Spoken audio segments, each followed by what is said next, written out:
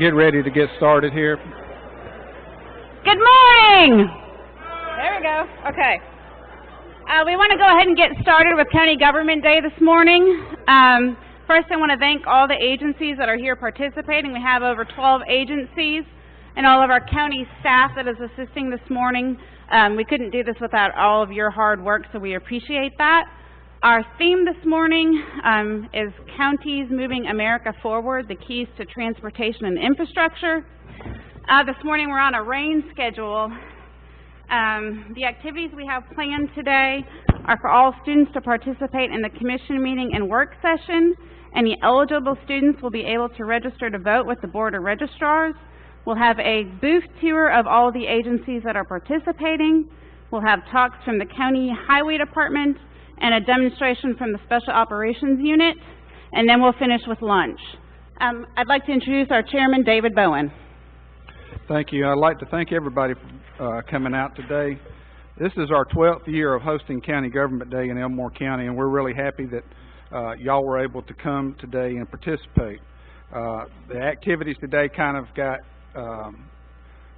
edited a little bit because of the threat of rain, but we still have a lot of good activities for you, and I hope that you leave today understanding what your role of county government is. Notice the blue balloons, the blue balloons in the courtroom. That signifies April is Child Abuse Prevention Month. We have 6 schools that are participating today. Approximately 300 students will be here at some point today. Elmore County High School, y'all raise your hand and say hello. Hopeville High School, hello. Stanhope Elmore, yay. Tallahassee High School, hello. Victory Baptist Church, yay. And Wetumpka High School, and I believe that Wetumpka's coming in a little bit late today, so we'll get to say hello to them in just a few minutes.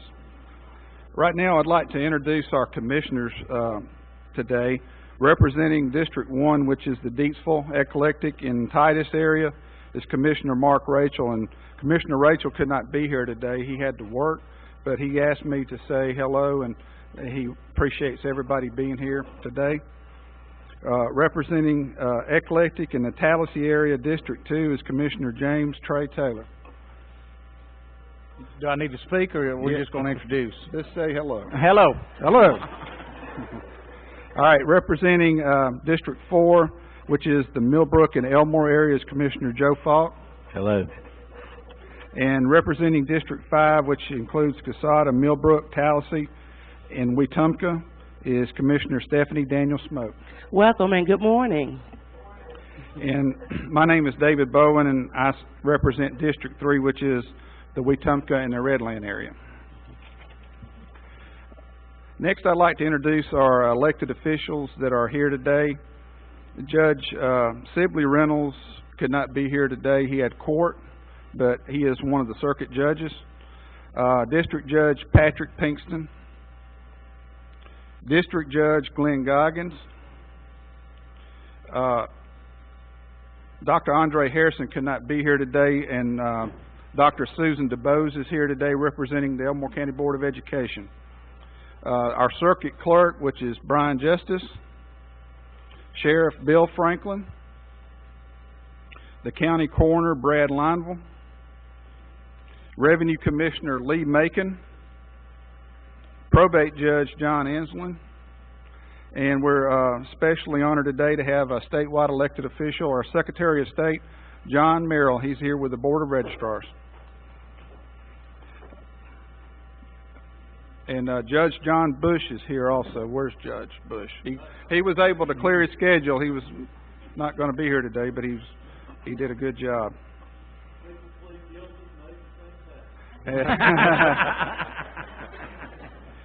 You don't want to get to know Judge Bush in a professional manner.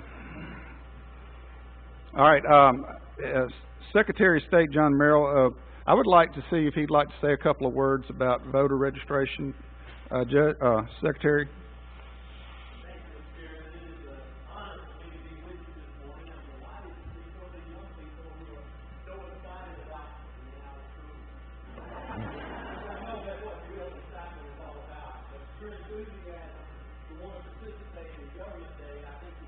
really exceptional.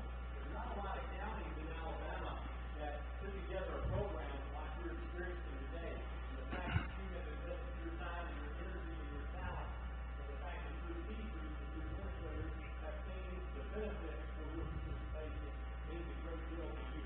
I want to encourage each of you to invest your time here today wisely, asking questions of the elected officials you get to visit with, making good use of your time and understanding what is afforded to you as far as opportunities are concerned as you look at the different legislation on the table out there.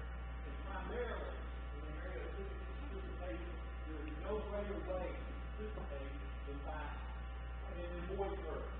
And the primary way to do that is by registering to vote and exercising your right to vote.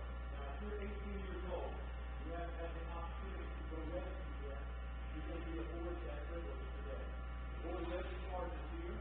We have Board of Registrars in all 57 counties throughout the state. You have an outstanding team of registrars here in Elmore County. And I know that you are excited about knowing that at some point you're going to be able to exercise your right to vote and work for the candidates that are important to you and that have opportunities to represent you.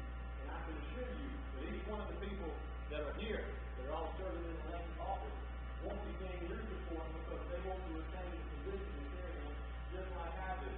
So don't be hesitant about asking them questions. If you don't have a qualified government-issued photo ID, if for some reason you're 16 and you haven't yet gotten a driver's license, maybe your family has not allowed you to do that, or there's been another reason that you've not been able to do that, we will have an opportunity for you to obtain a qualified voter ID card today as well. Having walked up to the back out the door, we'll be happy to help you, and Thomas Austin, who is also in our office, will be happy to prepare a card for you. If you have any questions for us, I'll be here until about 10 o'clock. I have another meeting back in Montgomery at 10:30 with the meeting for having to leave. So Brandon and Thomas will be here all day.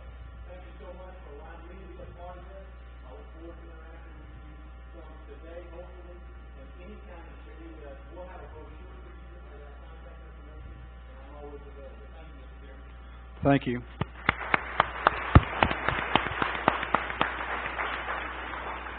I would like to also, since we have a couple of minutes ahead of schedule here, is any other elected official wish to have a few comments to the students? Everybody's bashful today. Okay, we have a special presentation today. This presentation I don't believe it came together until about Tuesday or Wednesday. But I would like to introduce to you now Mr. Robbie McGee. He is the Porch Creek Indian Tribal Council Vice Chair, and he has a presentation today. Mr. McGee. First of all, I just want to say thank you guys for allowing me the opportunity to participate today. I'm also Secretary, I'm elected official too, so we encourage all of our young college kids to get out and vote, and because my election is June 6th, and hopefully they'll be showing up and registering and voting too. So I thank you guys for this opportunity and participate. I don't know if many of you know about the Porch Creek Indians. How many of you guys have heard of the Porch Creek Indians? So how many of you guys know of or have a family member that works here at Windy Creek with Comcast? Well, one of the things we're happy to do is the opportunity to get to know the state of Alabama, to get to know us better, but also us to get to know, provide jobs for everybody in the area. We're happy and honored that we're able to share, our development with you and to be good neighbors. And one of the things that we strive to do is constantly be there for the state of Alabama, for the county commissions, the elected officials, and to show, we are supportive of what you do for the state and what you do for us. With that said, we started a couple of years ago as a county-wide initiative where we wanted to help various counties that we are impacted, where our facilities are, with any type of growth opportunities. And it's interesting today, I think, that opposite county moving forward. Well, as we know, a number of years, the tribe's been able to move forward with their economic development benefits, and they're able to now to give back and help counties move forward. So with that said, the Porch Creek Indians is here today with a transportation initiative. It's offering a $500,000 check in the Elmore County. That helps with their infrastructure growth.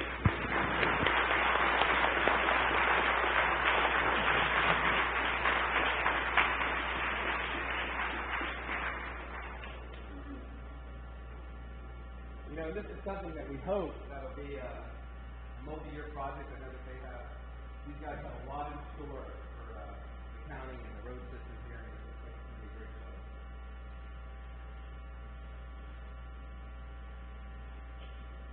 I would like to say thank you to Mr. McGee and support Creek Indians. They have been good neighbors, particularly in Elmore County, and they have been very supportive of the Elmore County Commission and several projects that we've had.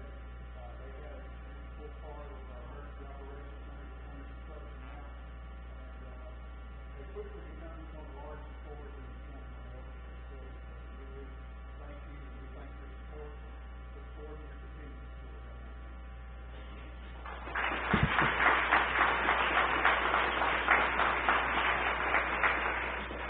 I have one more announcement to make. If I could have the sheriff come up. One of the things that the tribe does is that there are issues that impact a lot of you seniors and kids in college and young adults and older adults. It's just the drug issues that impact us. So we have relationships with all our counties too. And this has been several years going on now that the tribe is here once again to work through the Elmore official drug task force, $100,000 contribution to help to alleviate the issues that are just the county across the state. So,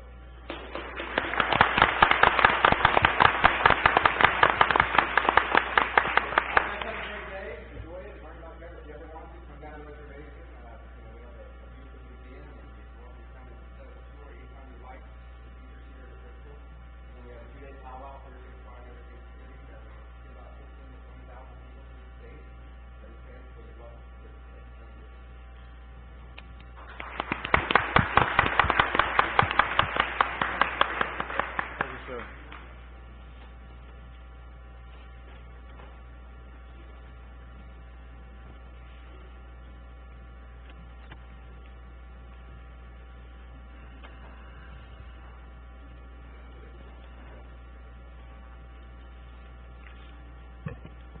With that, I would like to call to order our work session.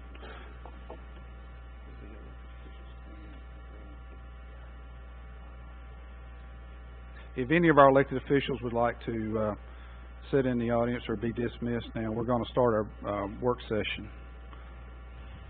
And again, thank y'all for coming.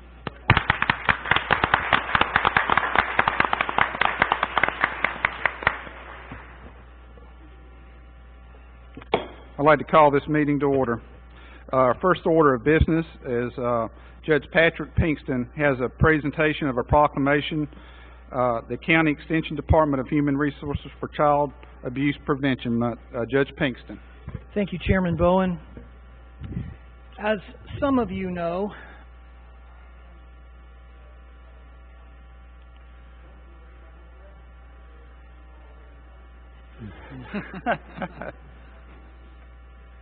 thank you.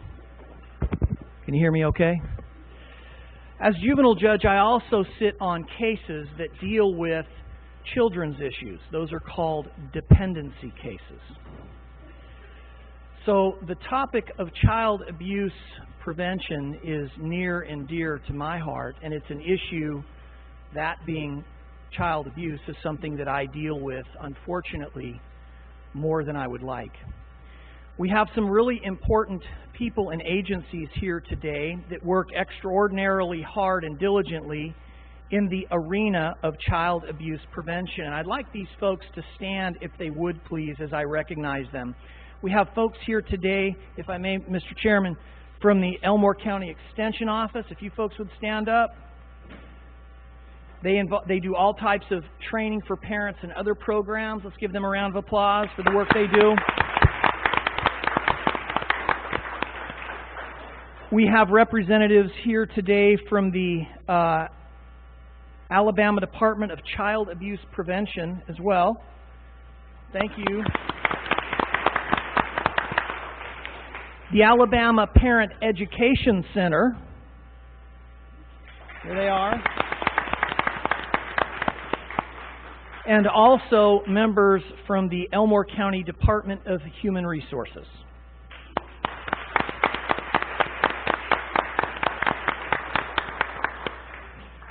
As Chairman Bowen aptly indicated, this month is Child Abuse Prevention Month. And it is my honor, on behalf of myself, my office, and the County Commission that is joined in this proclamation, to read a proclamation to you that indicates the official position of your County Commission and your juvenile judge going forward on the issue of Child Abuse Prevention Month.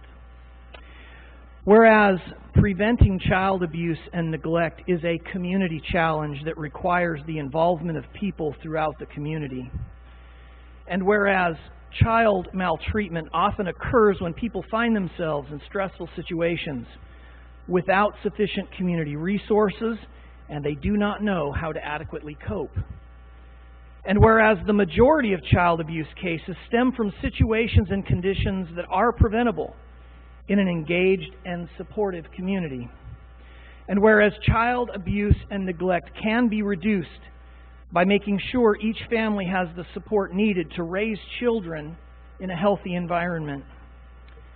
And whereas all citizens should become involved in supporting families in the raising of children in safe, nurturing environments. And whereas effective child abuse prevention programs succeed because of partnerships created among social service agencies, schools, faith communities, civic organizations, law enforcement agencies, and the business community. Therefore, we do hereby proclaim April as Child Abuse Prevention Month and call on all citizens, community agencies, faith groups, medical facilities, and businesses to increase their participation in efforts to support families, thereby preventing child abuse and strengthening the communities in which we live. Signed this, the 16th day of April, 2015, District Judge Patrick D. Pinkston, Commission Chairman David Bowen, Commissioner Stephanie Daniel Smoke, Commissioner Mark Rachel, Commissioner Trey Taylor, and Commissioner Joe Falk. Thank you.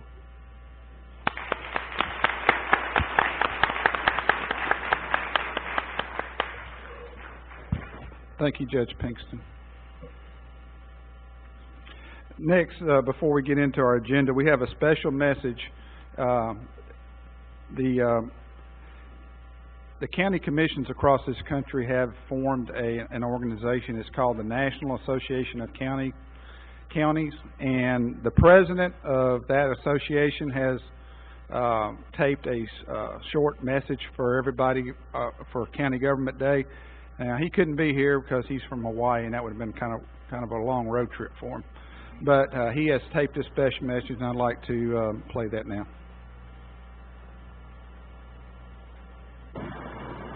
Aloha. On behalf of the National Association of Counties, welcome to the Elmore County Government Day. I understand that the County Commission has a full day of activities to showcase the services your county government provides to your community. Today's theme is Counties Moving America Forward. The keys are transportation and infrastructure. Let me share some information from a national perspective. Counties own 45% of public roads and nearly 40% of bridges, and that's 230,000 bridges across our country. Local governments own 43% of the federal aid highways, but receive only 16% of funding for federal aid highways from the MAP 21 Performance Program and Surface Transportation Program. MAP 21 refers to moving ahead for progress in the 21st century. Between 1998 and 2011, federal and state funding to local governments declined by 10% as a share of our overall local revenues for highways. And with recent changes to the MAP 21 law, the federal funding available for locally owned highways has increased by 30%. The United States Congress has passed short-term measures to keep the highway fund solvent. This fund pays for the majority of programs under MAP 21. However, there is not enough money in the Highway Trust Fund to keep it solvent through May 2015, and by chance it is also the same time that the MAP 21 authorization will expire. Short-term measures make planning, budgeting, and scheduling of projects more uncertain and have delayed, stalled, and even prevented major highway and transit projects from moving forward in counties across the country. Currently, the National Association of Counties is actively advocating for Congress to put the Highway Trust Fund on a more solid financial footing and adopt a long-term reauthorization of MAP 21. Increased funding for county highways and road projects is a top priority for all of us.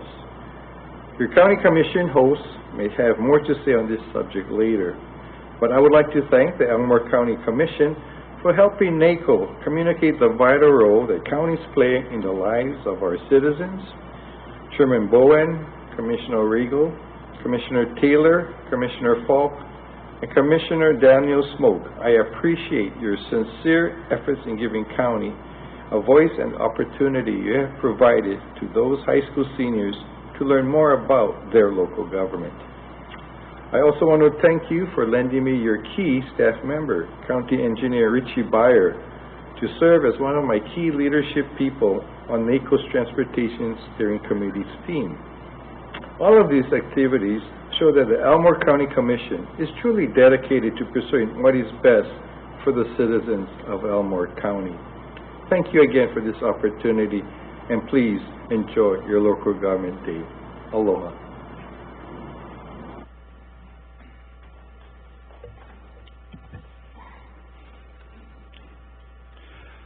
Aloha. It's too bad we can't have County Government Day in Hawaii. All right, we're going to start our meeting now. We have the review of minutes from the March 23rd, 2015 meeting. Is there any additions, deletions, or corrections to the minutes?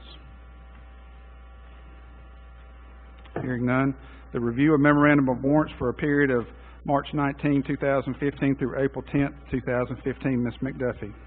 The memorandum of warrants for the period stated totaled $3,180,795. All amounts paid were a result of invoice documentation, contracts, or wages due in the normal course of business. The amounts and payees were reviewed by the administrator and are being presented to the commission for approval. Thank you, Ms. McDuffie. Is there any questions for the administrator? Hearing none. Under old business, this was tabled at the last meeting.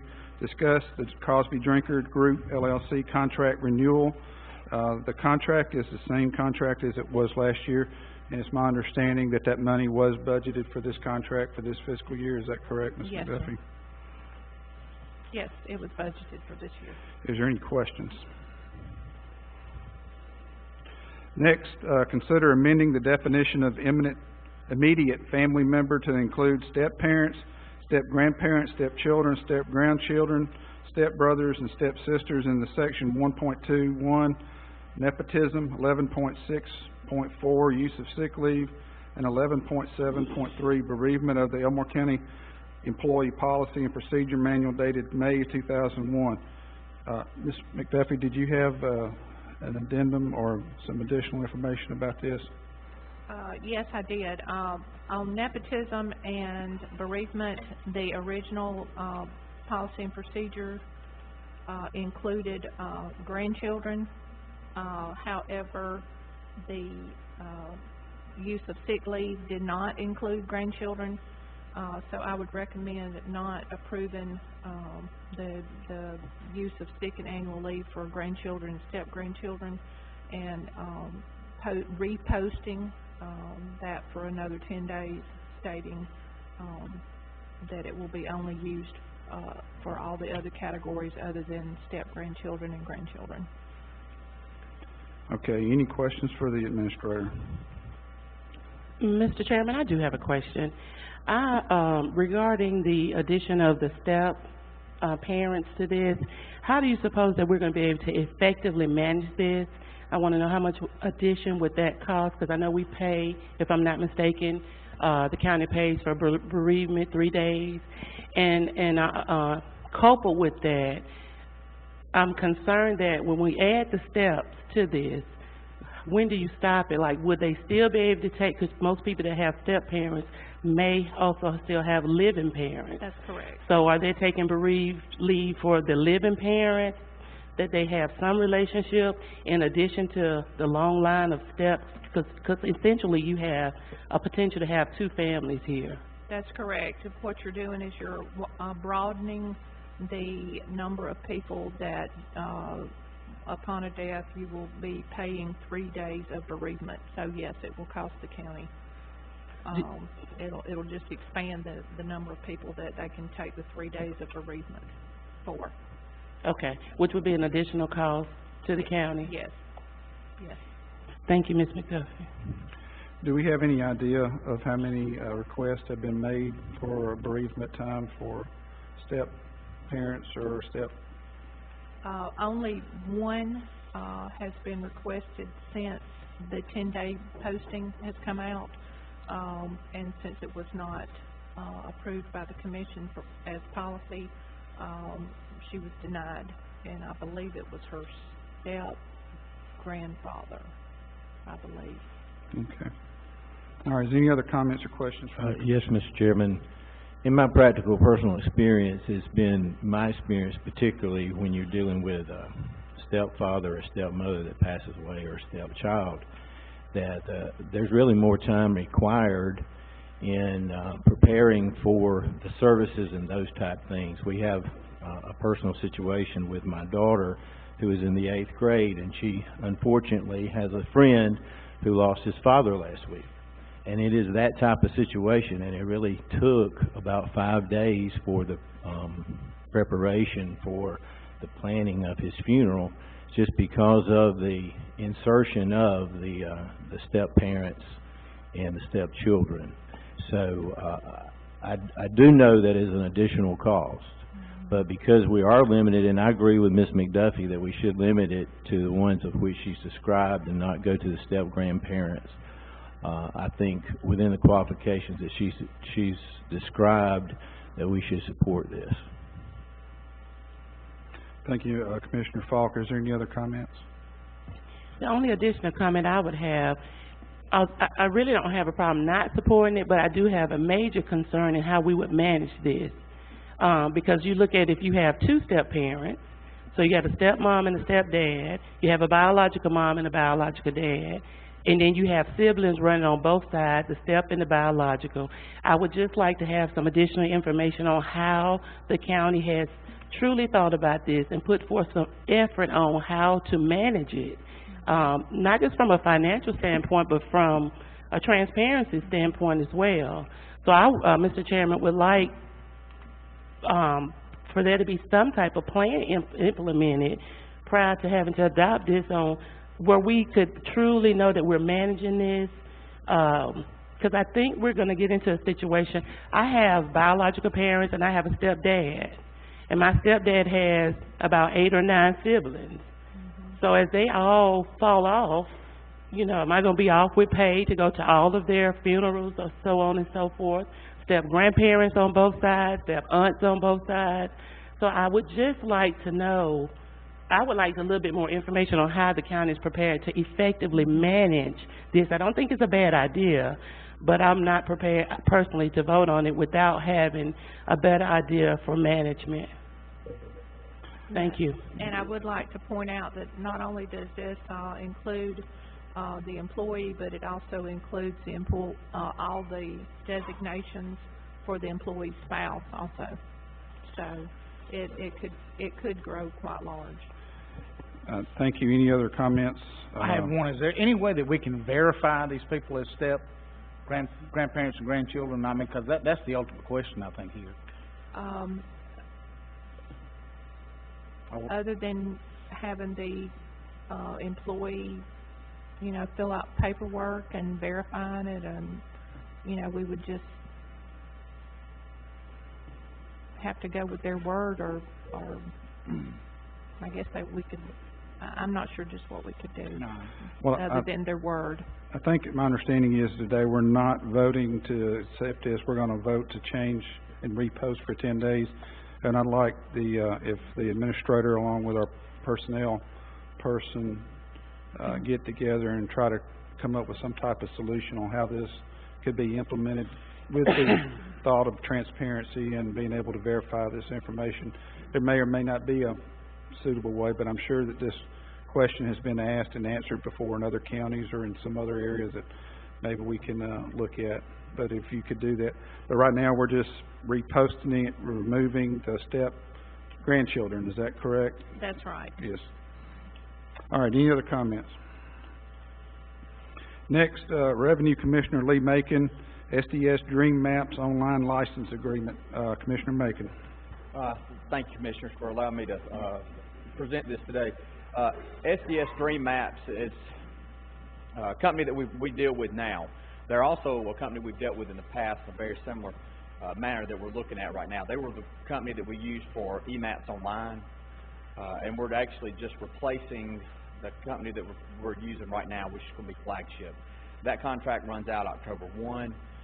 SDS contract will actually start October 1, but they want to go ahead and get in here, start May 1st, and go ahead and allow us, they're going to start putting it in place and allow us the summer to kind of test run it, make sure all the information is correct along those lines. The changing contracts also saves us about $4,000 in the management of this. This also will be linked to our current online site, which Flagship is not. This will, the Dream Maps Online, so everybody will have access to it. Have the measurement features along those lines. So that's kind of what the gist of it is. If y'all any questions for me on it? Any questions for the Revenue Commissioner? I do have one question. This is this mapping system is paid primarily out of reappraisal. Is that correct? Yeah. Yes, we're just sir. basically trading. We're trading one contract and one company. Since we're over the past couple of years, we've eliminated a lot of our vendors, and we've really become tried to eliminate being vendor driven. And so we were already dealing with SDS and some of our mapping features already. This was a way that we're going, since they do with eMaps Online that they've done in the past, and with this, they do the very similar thing. So we're just basically eliminating a vendor, eliminating somebody else coming in and touching the server and touching our system, and it's also going to save us about $4,000 on that budget this year. All right. Any other questions or comments for Mr. Macon? Thank you. Thank you. Next, discuss FY14 additional emergency management performance grant funding for certified local emergency manager certification cooperative grant agreement. Mr. Jones, do you have anything on this? Yes, Commissioners, this is a grant in the amount of $11,616 for the county having a certified local emergency manager. It is additional EMPG funding from FY14. It does require a 50% match, which we were able to match it with our operational funds that we expended in FY14. So there's no additional funds that are to be expended. This is treated like an unanticipated grant being received because it's not something that we can count on year to year. And in all likelihood, next year with the budget cuts that the state's looking at, we will not get these funds next year more than likely. But we've asked to expend these funds on communications and audiovisual equipment for the new EOC project. It'll help us save some money that we had budgeted there. And I also asked that the necessary budget amendments be made to our revenue and expenditure budgets on both sides, if y'all would. Y'all have any additional questions on this project? Any questions for Mr. Jones? And I should say that the grant agreement is a standard grant agreement that we've used for several years, probably the last 6 or 7 years. It's the same standard agreement. So what you're telling us is that you're going to be able to work this through your budget that's existing now. We're not going to have to make an additional appropriation. That's Is that correct. That's correct. Yes, okay. sir. Any questions? Next, consider FY15 State Emergency Management Performance Grant Cooperative Agreement. Mr. Jones. Yes, Commissioners, again, this grant is the State Emergency Management Performance Grant funding that we get through the state legislature. We always get somewhere between $2,300 and $4,500, something like that annually. This year, it's just a little under $2,500. Again, with the budget cuts that we're looking at, possibly this funding could be cut for next year, but this is just a small reimbursement of a portion of our operational budget annually, and we've been doing this since I've been here for the last 10 years or so, and it's again just the same standardized grant agreement that we have to turn back into the state. All right, any questions for the for Mr. Jones?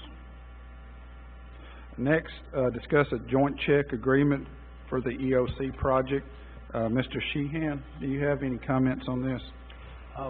Not at this time. We're still waiting for the joint check agreement to be signed, so there's nothing at this time to address with it. So your recommendation would be to table this until the next meeting? Yes, sir. Okay. Any questions for the attorney?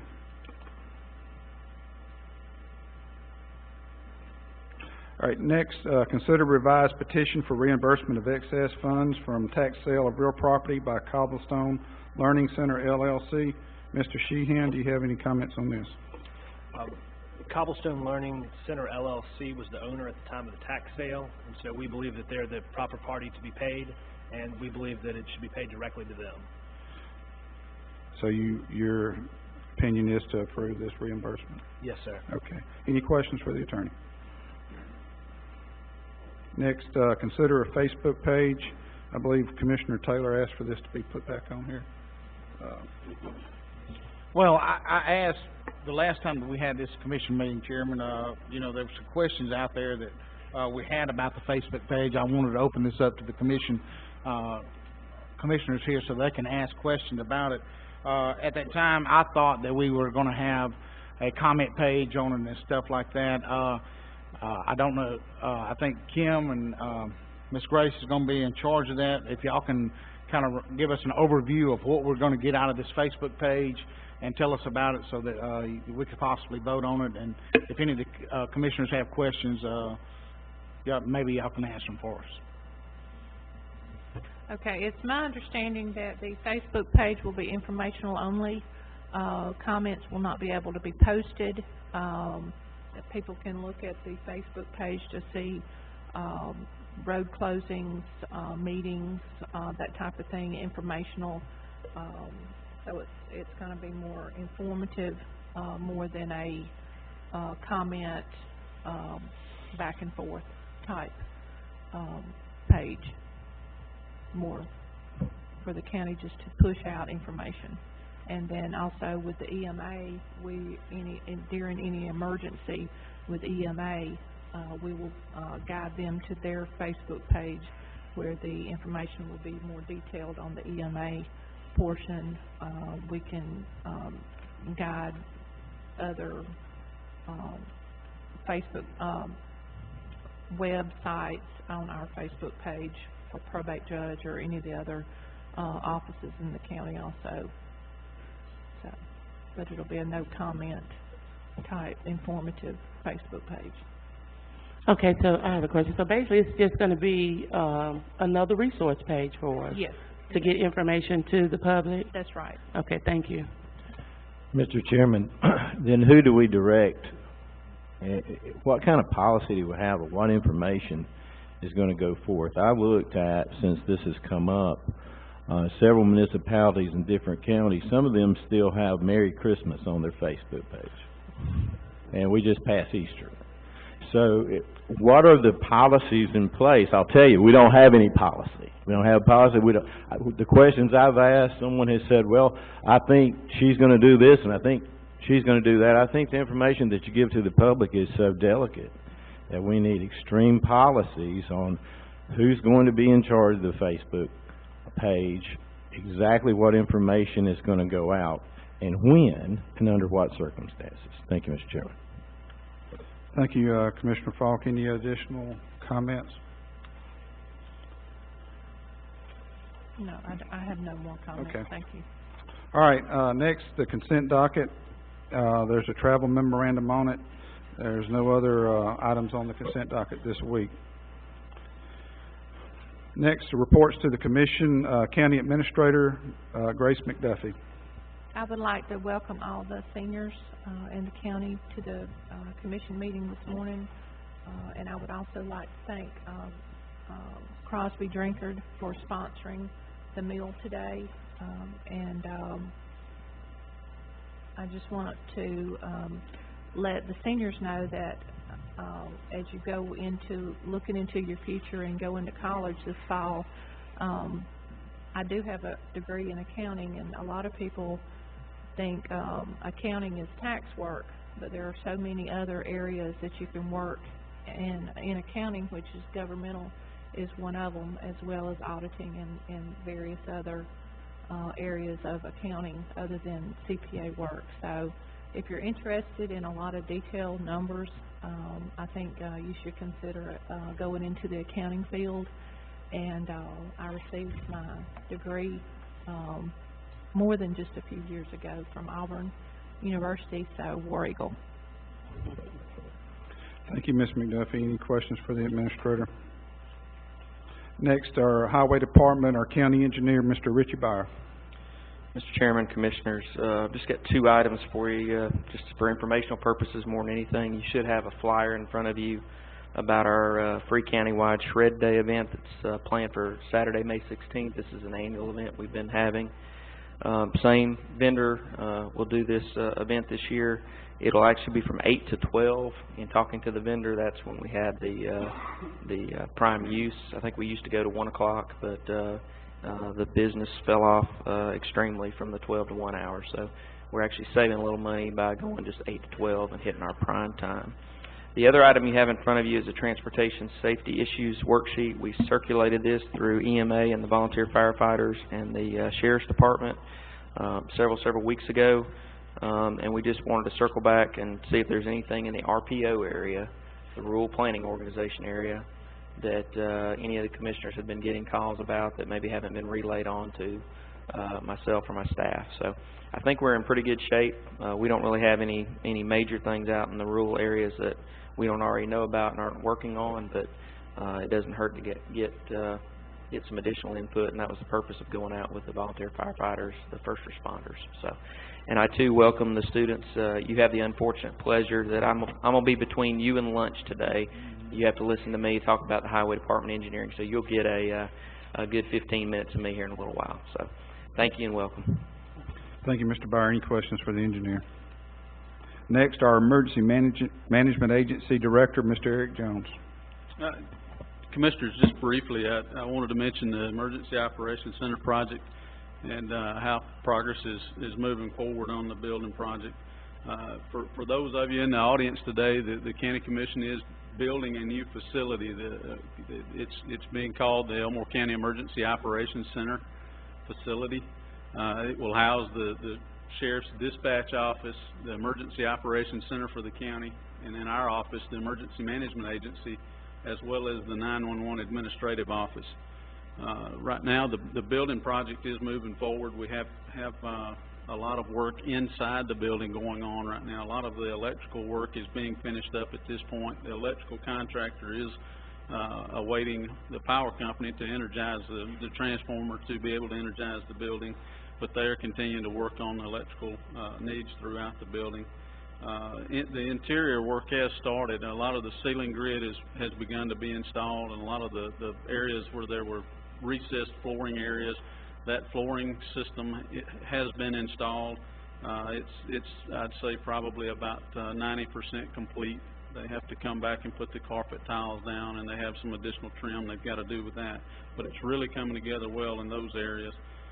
We have had some issues with a section of the roof on the front of the building. The roofing manufacturer has been out, and we are working through a problem or a solution rather to that problem. And that should be remedied in the next couple of weeks, pending some dry weather, so that they can work on that. The antenna tower pads on the rear of the facility have not been installed yet. That is also something they've been waiting on for better weather. Progress is being made on the project, but it's just not quite to the pace that we would like for it to be, so that it would be complete next month. Next month, May the 7th was our completion date, according to Mr. Reiser, and I'd like to say that he's done an excellent job as a co-owner's rep on this project, and continuing to be out there almost daily doing inspections on the project. He's looking at it being sometime in June, late June or possibly early July before we at substantial completion with the project. I just wanted to report that to you. Do any of you have any questions of me at this time? Any questions for Mr. Jones? Next, our county attorney, our normal county attorney, Mr. Chris Weller, could not be here today. He had a court appearance that he had to attend. Mr. Alan Sheehan is here in his place. Welcome. And do you have any comments, Mr. Sheehan? No, sir, we don't have any report, but we're happy to entertain any questions that you have. Any questions for the county attorney? Next, I'd like to have a special thanks to Cassandra Crosby and Ron Drinkard of Crosby Drinker Group for sponsoring this lunch today. And as y'all are eating this good barbecue, just remember that they're the ones that sponsored it. Next, important calendar dates, Ms. Earl. This evening at 6 o'clock here in the courtroom is the Crenshaw Village Neighborhood Housing Rehabilitation Meeting. Monday, April 27th, the courthouse is closed in observance of Confederate Memorial Day. Our next commission meeting is on Tuesday, April 28th at 5 o'clock here in the courtroom. And just a reminder to the commissioners, statement of economic interest are due Thursday, April 30th.